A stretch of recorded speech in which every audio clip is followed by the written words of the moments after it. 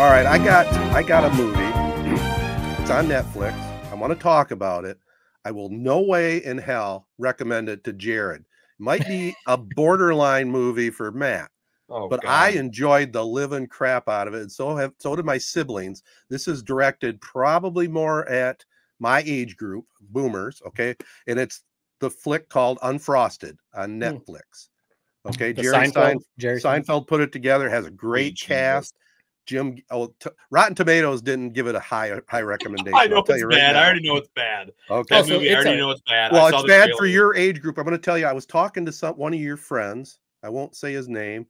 He said he lasted 15 minutes. Okay, and my wife and I thought it was funny as hell. I mean, you guys got to realize. Okay, growing up in the '60s, this movie's about Pop-Tarts. Okay, and it's a satire. There's jokes all over the place about Kellogg's and Post cereal. I grew up in a family where our refrigerator was not wide open. We did not have free reign to the fridge, but we did have free range to cereal. We could have a bowl of cereal anytime we wanted to, right? And we always had Wheaties, Cheerios, or cornflakes. It was a very special treat when we had anything with sugar on it. But this movie, it was so funny. It just brought me back to 1964 when Pop-Tarts were invented. Like I said, complete satire, jokes flying everywhere, great cast. I loved it, but I definitely wouldn't recommend it to Jared's age group. So have you guys thought about watching it at all? I didn't know it was out because I saw Jerry Seinfeld has been making the rounds. He was on Rich Eisen. He was on SNL. Yeah. He's been on a bunch of other shows promoting it. And I thought it was still a couple weeks or a week or two away. So I definitely want to watch it. I like Seinfeld a lot. Jim Gaffigan and the whole cast on it. Great cast. It's a great cast of comedians. I didn't know much about the plot. I didn't know that's kind of what it was. I knew something about Pop-Tarts. That's all I knew. So I will definitely watch it because I like all those comedians. And if it is a little bit of a time travel back to those days, maybe it could be really good. I'm looking forward to it. And it is somewhat, I'll just tell you right now, the humor is pretty corny, but there's a lot of different jokes. I mean, you know, it's worth even watching the characters that play Snap, Crackle, and Pop. I mean, just that alone. But I give it a high praise. I thought it was really well done. What's it rated? Is it like dirty? Is it rated R comedy or is it like no? Okay, I'd say PG-13. PG-13, yeah. No, I'm definitely going to watch it. Like I said, I didn't know it was out yet, so I will be watching it at some point here. Is it set in Michigan? What's that? Is it set in Michigan? I mean, where Kellogg's would be? Oh yeah, Battle Creek. They talk about Battle Creek. Definitely, yeah. Okay, here's my. I saw the trailer. I didn't think it looked that good. I'll take your word for it. You didn't say it was. I'm not recommending it to you. I'm going to stop you right there. I'm not giving you any recommendation. Right. I will say I've never understood the Jerry Seinfeld obsession. I mean, dude, he rode Larry David hard to where he got big time. From what I understand, I've never seen Seinfeld, but the clips I see, the effer who is funny on that show is George Costanza. Yeah. It's not Jerry Seinfeld. So I've never got it with him. Right. Apparently, ironically enough, since Seinfeld, what has he done? Rested on his laurels. I don't know. So I never really understood it. Do you have a defense of that, or what? Oh no. I would say this. I thought Seinfeld was a good show. It's funny. I was just having a discussion with one of our friends that were out here last night. I said, I know he's a huge Seinfeld show fan, and I liked Seinfeld a lot. But I said Seinfeld or The Office, and I'm an Office guy. Okay, that's what I would take. Jerry Seinfeld in stand-up, though, he's fantastic. He puts on a great stand-up show. I mean, he's had, I don't know, probably if you look it up on Netflix, there's probably 4 or 5 you could go to. Really funny. So yeah, I mean, you know the deal with comedy too. It's all like whatever your taste is, because some people think The Office there's nothing funny about it. And that doesn't matter if it's an episode that I've seen 5 times. I still crack up at The Office. Same with Seinfeld. It's a certain kind of humor, I guess, that you have to have for Jerry Seinfeld. Because I've heard people say that too. His stand-up is incredible. Even like recently, not just back in the 90s or whatever. So, no, I will definitely watch Unfrosted for sure. And I got one other one just thrown on the table. We've talked about when I went to the IMAX and watched the Queen concert. Well, I just had a chance to watch the Billy Joel number 100, his 100th show at Madison Square Garden on CBS, and you can watch it on Paramount Plus. well done, tremendous. You know, I had a chance to see him at Comerica Park a couple years ago. Pretty much the same show, but it's just hard to believe the guy's 75 years old, almost 75, and still sounded as good as he did. So that was very enjoyable. If you're a Billy Joel fan, definitely, if you hadn't had a chance to watch it, check it out. Yeah, Billy Joel would be fun. That's one concert that we've said that'd be one to check out, like one more time before he really hangs it up. Right? It's one of those. Yeah, you don't think about how many hits he actually has. Once he starts going through the catalog, it's like, wow. Yeah, there wasn't a dud. There wasn't a dud song in the mix, so it was awesome. Yeah, that's cool. How about you guys? I know one thing we were talking about before we started recording. So again, we're recording on Sunday night. There's a live roast of Tom Brady happening on Netflix. Kevin Hart is the host and a bunch of his former teammates. I saw a clip. Bill Belichick did an open with Drew Bledsoe and like acted like he benched Bledsoe for Tom Brady again. So, you know, they're playing off of that. Oh, yeah. I saw a couple other clips from some of the people. So I'll be curious. You can go back and watch it. It's not like you can only watch it if it was live, but I'll be curious to go back and watch that because, you know, those roasts, like we were saying, sometimes they don't hold back and they get pretty personal and they really get into your personal life or whatever. So I'll be curious to see what kind of jokes they make about Tom Brady. Is that something you think you guys would watch? I'm watching it for sure. Yeah, absolutely. Like we were talking a little bit before the pod, and it's like I don't know. He's such a kind of a flawless character. It would seem like on the surface that I'll be curious to see what dirt they kind of dig up on him, or what the people that know him best might maybe reveal some things to us that we never knew before. Yeah, and let's see if they do it true Comedy Central roast style, because those roasts could get just totally brutal. I don't know if they'll go that far on Brady or not. I'll be very interested to see. That's what I mean. It's almost like if you sign up for one of those roasts, you better know that there's going to be some stuff that might come out that you didn't want to come out. So, because you see some of them, they don't end that well. People get offended and they're like, nope, this is done. Oh, you got to have some thick skin. I could never get roasted like that. No way. I'd lose my mind. Yeah, no, it'd be tough. Show that we're halfway through watching. I'll be curious if Jared has seen this, or even you too, Ted, but because it became like a trendy, a hot show to watch on Netflix. Baby Reindeer. Have you guys seen that at all? I did see it. Yes. Yeah, it's So you said you did see it, Jared? Yeah, I did. Yeah. Okay, so I was going to ask because you said what was the movie that won all the awards at the Oscars that you couldn't even get it through that Ted and I watched? This Pretty show, Things? I would say the difference. This show had some heart. This show wasn't the like Oscar bait crap. This is a true real life story. Right. That the guy who is and I'm not stealing your thunder. I'll just lead it on this. The guy who is the main actor in that show is who the show is all about. Like that's what I thought was like really the coolest part about it.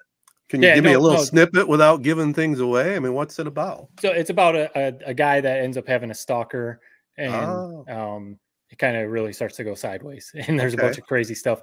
I wasn't comparing it to that movie that Jared was not a fan of, that Ted, you and I watched. But it's a little twisted. It's a little crazy. The stalker stuff is wild. There's some twists that are like, this is kind of insane in that sense. It's not just your typical drama. Or it's not just, like a rom-com or something like that. There's just some crazy stuff. Each episode is only a half hour. So like you can really knock it out quickly, but the acting is really good. Yeah. I guess I didn't know that it's based on a true story. I didn't know that the main guy is who the true. That's gotta be a little bit of a mind blower now that you hear that. Yeah. That makes me want to like go back and start over and watch it. But no, it's a super great acting. You always talk about the writing, Ted. I think the writing is really good. It's actually funny, but it's also like kind of crazy because of the stalker stuff. So yeah, Baby Reindeer on Netflix. Yeah, I'm with you. I recommend. I forgot I even watched that. I'll throw out my quick Tedertainment real quick, and then maybe we wrap her up. But I never. It's a perfectly kind of well done. You could tell that this is like this guy's passion project, like his real life. Like he's like kind of a struggling comedian in the show. And like you said, it's just so well written, so well like produced, like edited, everything about it. Just 3 stars. Wild story. Definitely, like you said, kind of takes some dark turns. So I would be prepared for that. But I'm 100% recommend that Baby Reindeer. Just a kind of a wild story to think about. If you actually think of that premise, you have a stalker. Like genuinely think about, like you hear stories about that, but like put yourself in the shoes of somebody genuinely has a stalker. It's kind of just wild. Wow. Yeah. And and you said it's a true story, based off a true story. Yes, right. Yeah. Wow. Yeah, and it's got like, you know, the main character's like kind of narrating you through it. I think it's like kind of based off of one of his stage acts, or like essentially he had a great stage act and went viral. And I'm sure I'll enjoy it. I'm definitely going to check it out. Actually like it. It's right up your alley. Yeah. Yeah. I just got one real quick. I didn't even finish the movie, but it's more of just a kind of a comment, I guess, than anything. So there's this that we've been seeing this kind of wave of these like popular celebrity rom-coms. Sydney Sweeney and Glenn Powell in what is it? Anyone But You. Mm-hmm. There's like three big ones that I'm kind of blanking on. Sydney Sweeney? Yeah, there's that one, and there's a couple other ones that have been coming out recently. Voyeurs, Zendaya, Challengers. The third one, like Anne Hathaway, and the movie is Idea of You. Basically, it's about how she's like this 40-year-old mom, goes to a concert, falls in love with this boy band guy type story. I didn't even finish it, but basically the whole premise is what I'm going to say of this segment is Anne Hathaway is 41 years old. I don't know how she's like in pristine shape. It looks like she would be 20 years old. Like I'm looking at it right now. I love The Devil Wears Prada. Great flick. That came out in 2006. So that was essentially 20 years ago. She was 21 in the movie. She's 41 now. Still looks exactly the same. It's just mind-boggling, man. It was not a great movie, but it's a good reminder of it's a popcorn flick. Get the popcorn, sit and enjoy it. Two hot people, you know, in this rom-com, just enjoy it. So I just felt it was worth a watch. I appreciated it, but more so just the kudos to Anne Hathaway. Kind of underrated, I feel like. Kind of goes under the radar, but she's great in Interstellar. And I thought she was pretty good in this movie for what it was. Yeah, she's kind of the poor woman Julia Roberts, kind of is what she reminds me of. Yeah, she's very good, I think. It keeps herself in shape. That's good. Like my wife would say, yeah, when you got that kind of money, you can use personal trainers all the time. Right. That's how they look so good. And when you're training for a role or, you know, whatever, where you have to be fit, like what Zac Efron for the wrestling movie, it's like, all right, well, I still got to see that. I'm still waiting for it to come out free. Oh yeah, you're gonna really like that one. That's gonna be good.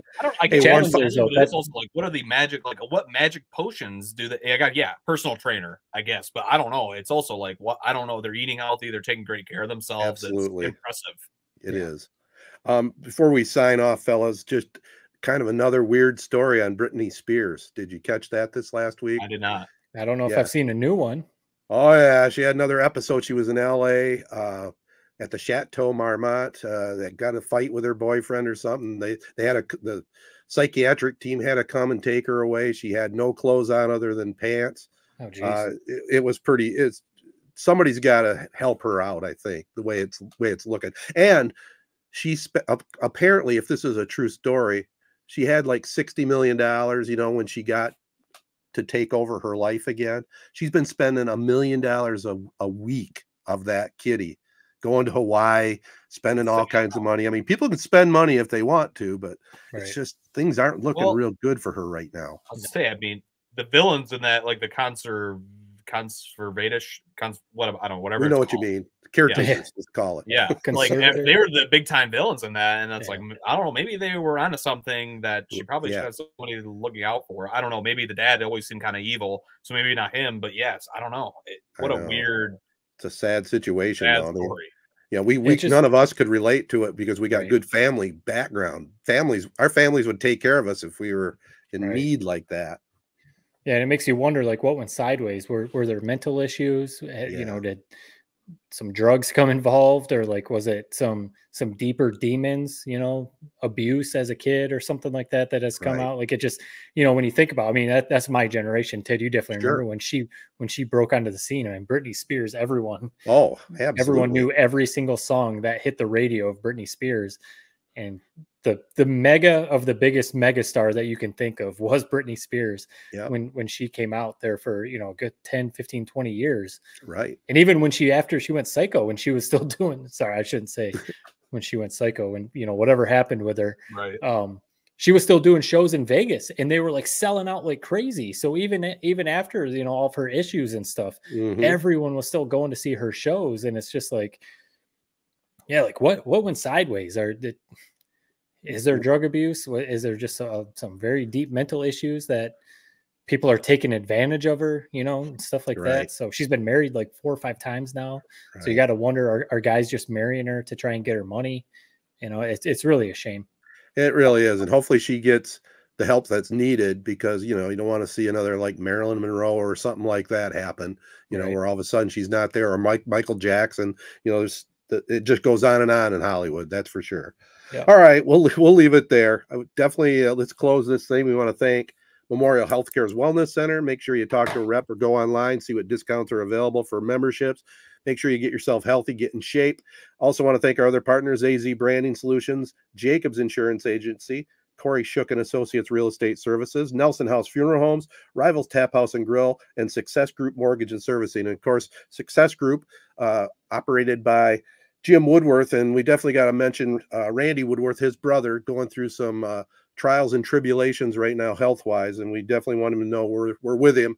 And definitely they can use your best thoughts out there for Randy. So hang in there, big guy. Also want to mention Chi-Town, big road trip this weekend, May 9th through the 11th, backed by popular demand in Pittsburgh, Pennsylvania, and the Tequila Cowboy. In fact, I'm going to go out and catch their show Thursday night. We're going to go out and visit Amy this weekend. So we'll stop in Pittsburgh and check out the boys. It'll be a freaking blast. I'm jealous. Yeah, it's a great venue too, that Tequila Cowboy there in Pittsburgh. Can't go wrong there. Make sure you follow us on the socials at 3 Point Pod. Subscribe to our YouTube channel. And if you have any comments you want to send along, hit us up at email at 3pointpod@gmail.com. Peace and love, everybody. Be kind. Thanks for listening.